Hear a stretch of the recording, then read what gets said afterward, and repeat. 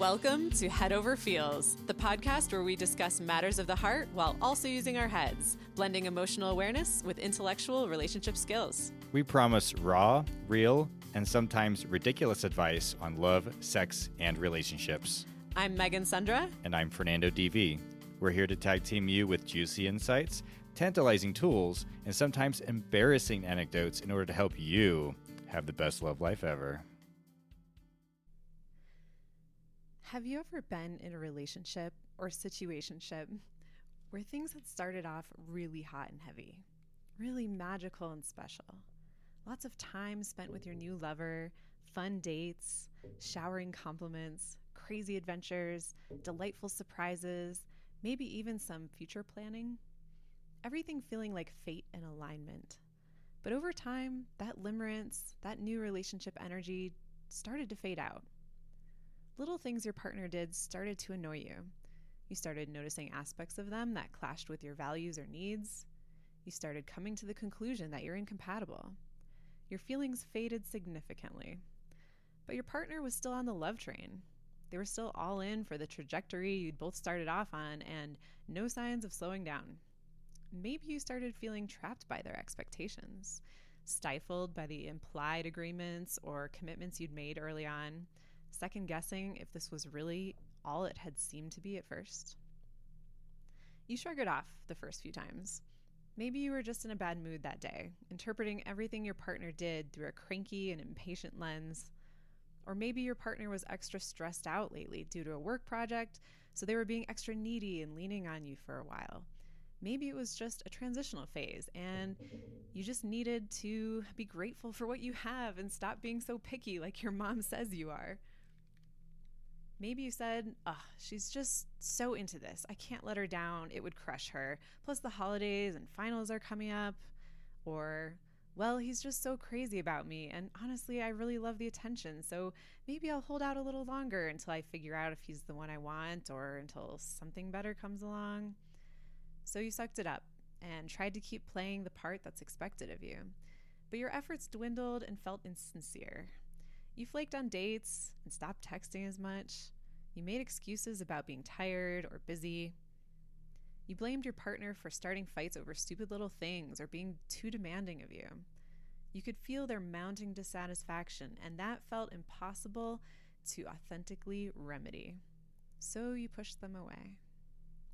Now, a lot of couples give up here. Either they have a big blow up and break up, or fizzle out until the neglected partner can't tolerate it anymore and breaks it off. I'm not saying this is the wrong thing to do or a bad ending. In fact, there are a lot of strategies to turn things around in that situation. But this episode isn't about how to salvage a fizzling and imbalanced relationship.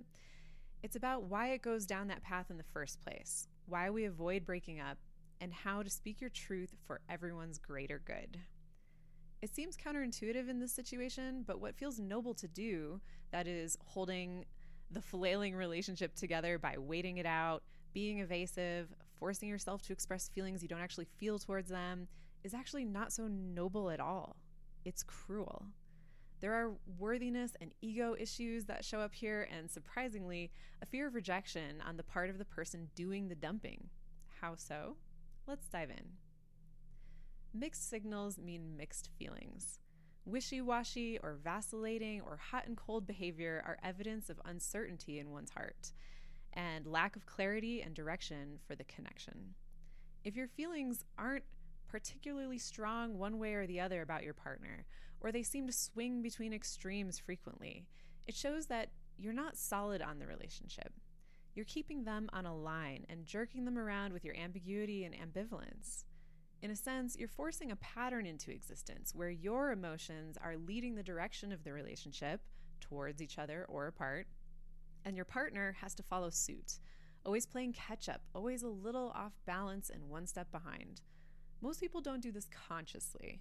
It's selfish at its core when you attempt to figure out what you want by trial and error, regardless of how much it damages the trust in your partner, or no matter how much it causes them emotional distress in the process. If you've been on the other side of this situation, being jerked around, I'm sure it's a memory burned into your brain. It's not a good time. Sometimes we stay in relationships even when we know we're less into them than they are into us, because we're afraid of being single and therefore alone. Or we think we can't really do better, or can't easily find someone else who will be this level of in love with us. Or we subconsciously enjoy the power we have when we're less invested in the other person. Think about it. If they're so much more in love with you, then you can know with pretty high certainty that they'll never leave you. They're unlikely to look elsewhere or dump you if their needs aren't being met. They'll put up with subpar treatment or table scraps of attention because they're so invested in maintaining the relationship. This means you have the power to end the relationship when you want. You'll be the dumper, not the dumpee. This will mean that you'll never be blindsided or the heartbroken one or humiliated and rejected in getting dumped. It feels safer. You're in control. But this is disguised insecurity, right? A fear or inability to be vulnerable and let yourself truly fall for someone fully. If you're unsure of how you feel or what you want with your partner, it's time to shit or get off the pot. Sit down and do some introspection and answer these questions. What do you want in a relationship? Does this relationship fulfill enough of those desires or needs? How do you feel when you're around your partner? How do you feel when you're apart? In what ways is this relationship imbalanced? Can it realistically be rebalanced? How long have you been feeling underenthused, stifled, restricted by expectations, trapped on a path, bored, or just not really in love? Is it due to any specific temporary circumstances in either of your lives? Have you tried everything to address this head on and change things up? How much longer are you willing to stay in an unsatisfying relationship? If you do the soul searching and come to the honest conclusion that you're just not that interested in this person anymore, that you're not willing to invest in a relationship anymore, that you're just not feeling much or an equal amount of love anymore and won't be again anytime soon, then it's time to break up. It's the compassionate thing to do. When you hold off on breaking up with someone who's not as into you, who you're not as into, you're avoiding, quote, being the bad guy. It's uncomfortable to hurt someone else's feelings, I know. Why? We want to believe we're good people at our core who don't hurt others. We want to always be likable. This is the ego talking. Our brain wants to maintain its image of us by not allowing any data or experiences that contradict its mental construct of us as the good guy or as a good person. You might think, if I hurt someone else, what does that say about me? Why do we always want to be likable and liked? We equate the positive attention from others with approval, being loved, and belonging in the tribe. This is a core human need. So if we have a wounded sense of self-worth, we'll always be chasing the approval of others to fill that hole. We want the approval of our lover, even as we reject them. Seeing the pain on our lover's face that we've caused makes us very uncomfortable because it's the evidence of our, quote, badness. It chips away at the edifice our brain and ego wants to maintain. We say, oh, I don't want to dump them because I'm afraid of hurting them, and tell ourselves that's noble. But it's more that we're afraid of hurting ourselves by seeing evidence that we cause pain to others. But this is inevitable in the game of love, in dating. No matter how good your intentions are in life, you'll eventually step on someone else's toes by accident. Getting hurt is a risk we take when we choose to pursue and explore romantic love with someone, so it's not like the person you're dumping doesn't know or can't handle that. Yes, getting dumped hurts, but everyone recovers eventually. You're not protecting your lover's feelings by hiding the truth from them that you don't want to be with them anymore. Your brain is doing anything it can think of to avoid the confrontation, the conflict, the evidence of badness. You put it off, pretend everything's fine, brush it under the rug, change the subject, deny that you've been distant, try harder to force yourself to feel what they want you to feel about the relationship. Tell yourself it's just a phase. But if deep down you know it's not a match or it's not the right time or not the dynamic you're looking for, you must speak your truth.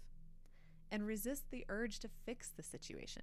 Rescue your lover from pain. Take back your words. Offer friendship as a consolation prize, or offer false hope of getting back together later. You must sit with the discomfort during this conversation and after.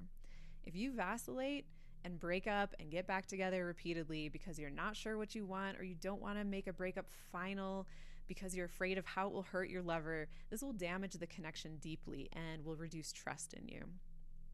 Determine what it is you want, and if it's not in alignment with your lover, free them. Liberate them to get what they truly want from someone else. And in turn, you liberate yourself to find a better match and get what you truly want. Sit with the discomfort and grief after the breakup. Remember, you've honored your truth and did yourself a favor by ending this relationship in favor of getting a better fit. Don't let yourself numb the discomfort. Distract yourself, brush it off, minimize it, or excuse it away. Yes, this is uncomfortable. You feel bad about what you did, guilty about how it all went down. I know. You want to run to your ex-lover and tell them you want to take it all back, to make the pain go away, to be their savior. But you mustn't. Acknowledge your uncomfortable feelings and allow them to just be. Allow yourself to feel them without blaming yourself, without creating a story about how you're a terrible person.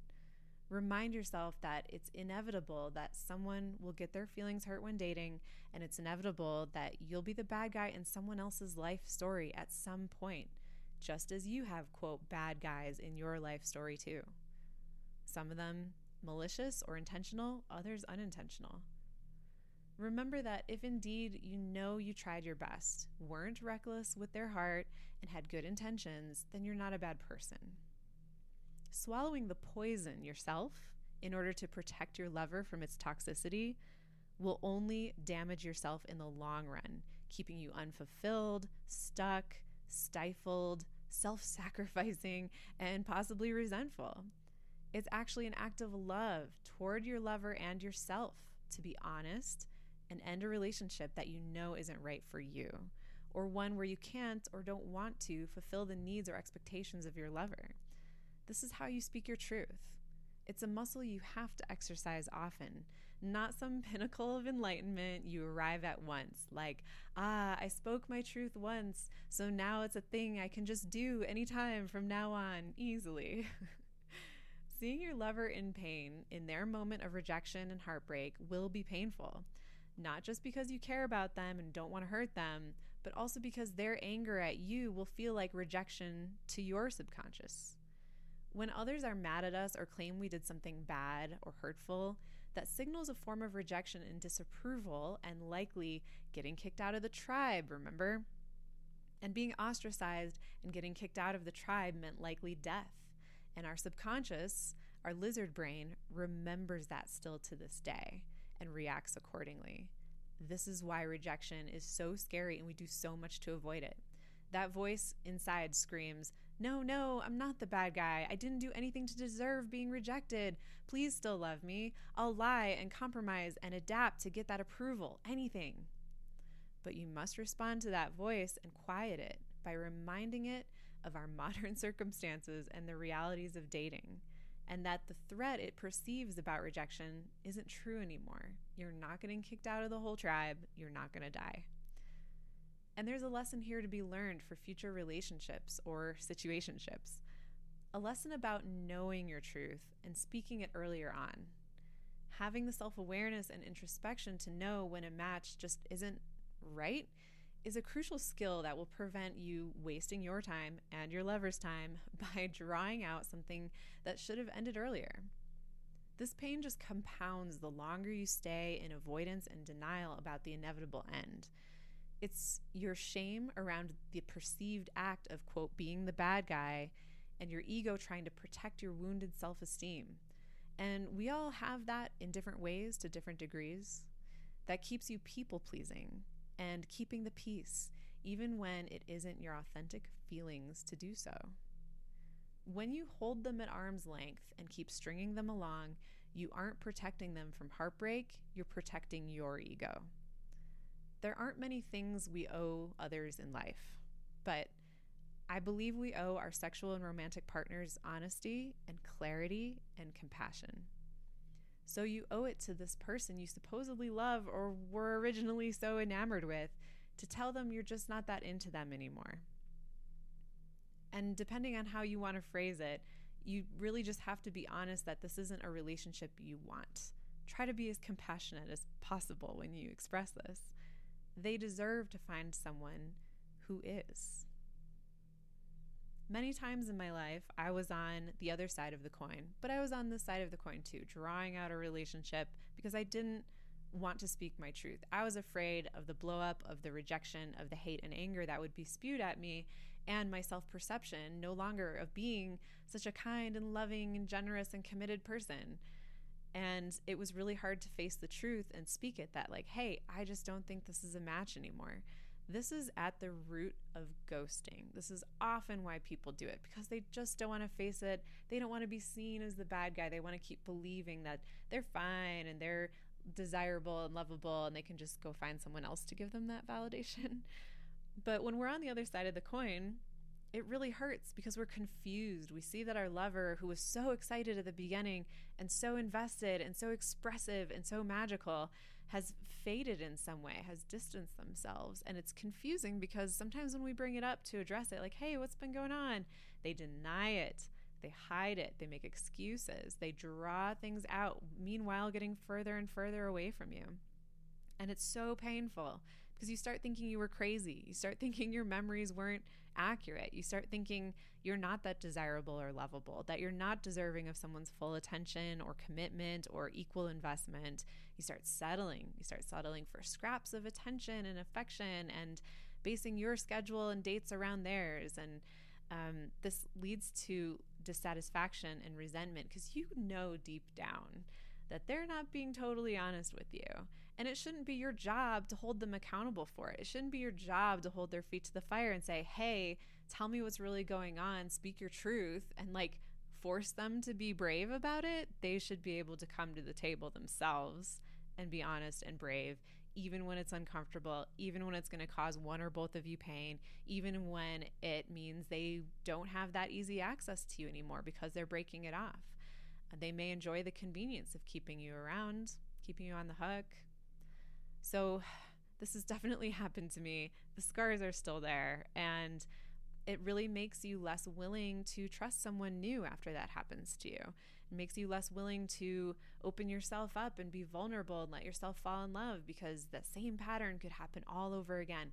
And it sucks. It's painful. I know.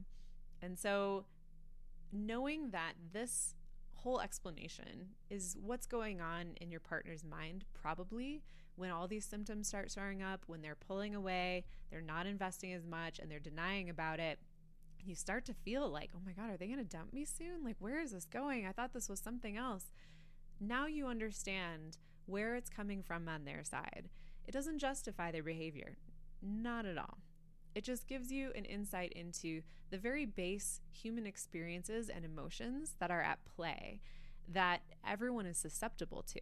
But it takes emotional intelligence and maturity to work through them in a way with clarity and transparency and compassion towards you. Because this relationship is supposed to be for the betterment of both people, right? It's supposed to be for the enjoyment of both people at the very least. And when things start getting out of balance and there's a lack of clarity, it's going to lead to more heartbreak on both sides. So I hope this gave you a better understanding of what's going on between the two parties when this dynamic starts to emerge.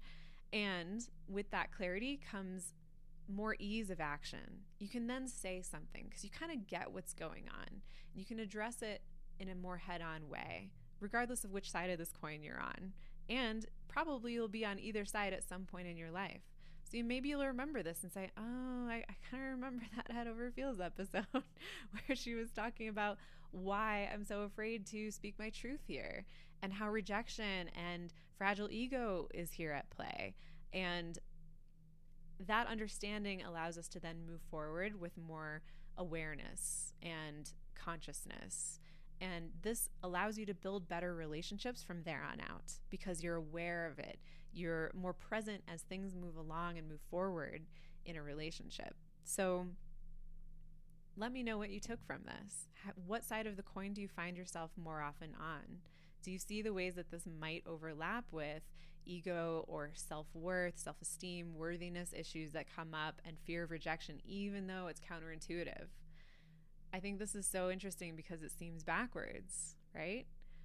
But the forces at play, the emotions that are underlying all of this, really make sense when you dig down to the very root of them, which is what I've attempted to do here. So let me know what you think. And next week, we'll be back to answering your letters and giving advice on your sex lives. So if you want to submit your question, go to headoverfeelspod.com/contact, fill out the form, be as anonymous as you want, and we would love to give you an answer on the show. Also, please do consider supporting us on Patreon. We're Head Over Feels Podcast on Patreon, so look us up and see if you are willing to jump in at any level, starting at $5 a month for a bonus episode and lots of other options and goodies. Also, if you're interested in learning more, please follow me on Facebook and Instagram. I've been making a lot of content recently, and I'm so excited to share it. I've got some videos and image quotes and memes and such. You can find me on YouTube as well, Meg and Sundra, and I'm on Instagram and Facebook as Meg and Sundragon or thesundragon. So find us at Head Over Feels Pod everywhere, and we look forward to having you next week. Thanks for listening.